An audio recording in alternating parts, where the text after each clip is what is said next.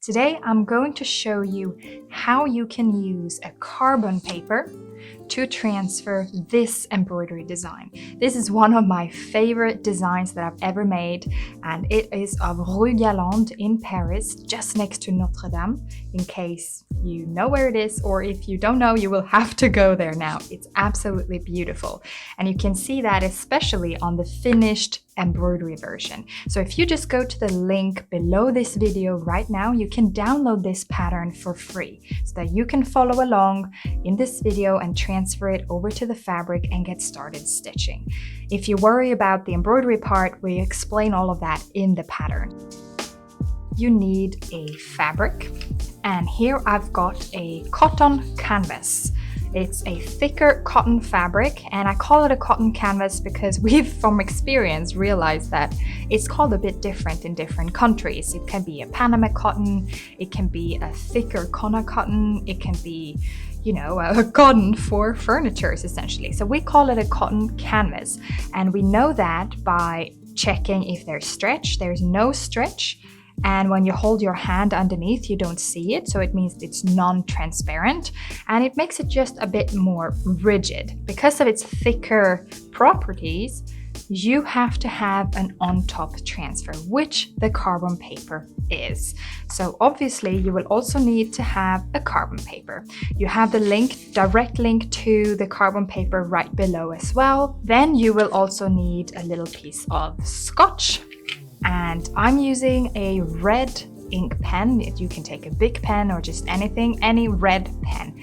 The reason is that when you use a colored ink pen, when you transfer, it's easier to know which line you have transferred and which ones you haven't. Lastly, if you don't feel too steady on your hand, you might want to just use a small ruler to help you make neat lines. And there is no cheating in using a ruler, so don't feel bad if you use one. I use one from time to time as well, especially in the transfer process. Usually I draw all of my designs by hand, and then I take help of a ruler when I transfer it.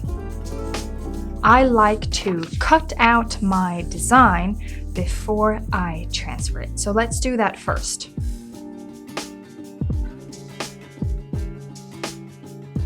I have cut it out because it makes it much easier to know where to place it on the carbon paper. But this is not the correct way. First, you have to make sure that the side with the carbon goes down onto the fabric, on top of the fabric. As I mentioned before, it's on top transfer. You then place your pattern on top of the carbon paper, take some scotch. I usually put one on each side to help avoid that the design moves, which would thereby distort the design as you transfer it. Because once you start to transfer, you want to make sure that the paper does not move, because you want to have a neat transfer. If you have never done this before, you might want to just make a quick test. So here I have another piece of carbon paper, and I'm placing it with a carbon down up here in the corner. Taking a piece of paper, which I imagine is the design, and I'm going to do 3 test lines. One softer, a harder, and one really hard one. You then take all of them off, and you are able to examine how hard you need to push for you to be able to make the kind of transfer that you want. Now, this is great if you've never used this technique before, because many of our students in our workshop, they do their whole design perfectly, they take it off, and you hardly see it because they didn't dare to push hard enough. So that is really one thing, just quick tip, because out here in the corner, you're most likely not going to embroider, or you will fold it in when you frame it later on, so that's completely fine. Where is the best place to start to transfer? I am right-handed, which means I will always start from the left and work my way towards the right. Now, if you are left-handed, you start on the right side and work your way to the left. The reason is that you want to avoid to smear your hand over the ink. So start from the opposite side that you hold the pen. Another thing to think about when you transfer a detailed design with carbon paper is that you don't want to transfer every single little tiny detail, because you want to avoid that there is carbon that stays and that then smears out. Identify the key lines. For example, these small details here, I will add with freestyle embroidery later on. If it's filled out surfaces, I don't fill that out with carbon paper. I will just look at my design for reference and fill that out afterwards. Also, if there are smaller details such as these small hearts on the shutters, I'll do that later on as well. And also this Pays de Poche, so it's the name of the restaurant next by, you will not transfer that either. I'm getting started with my ruler right away. And you can see that I'm being very decisive in my lines. Once you decide on a line, try to pull it once and avoid to go up and down like this, because that also risks to smear out carbon.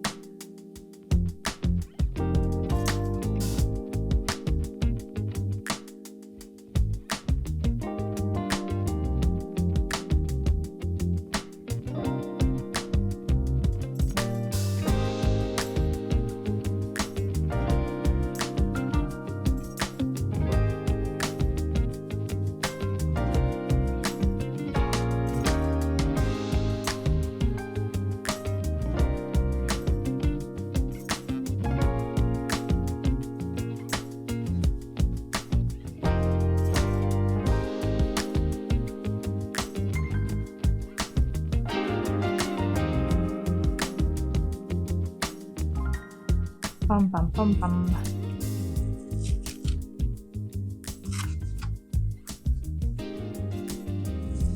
Voila!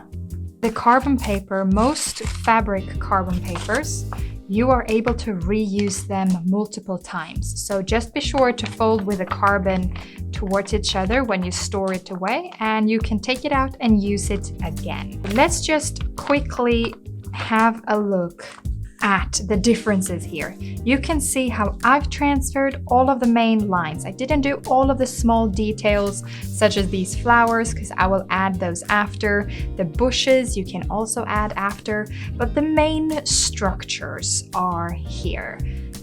Now, if you are worried that the carbon paper is smearing out all over the place, you can take a piece of scotch, roll it around your finger,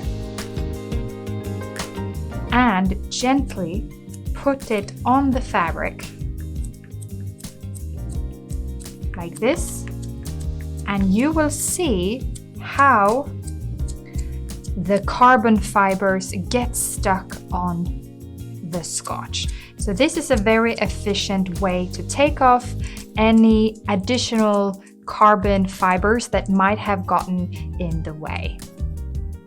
Otherwise, if you were just steady on your hand, you should have a clean transfer.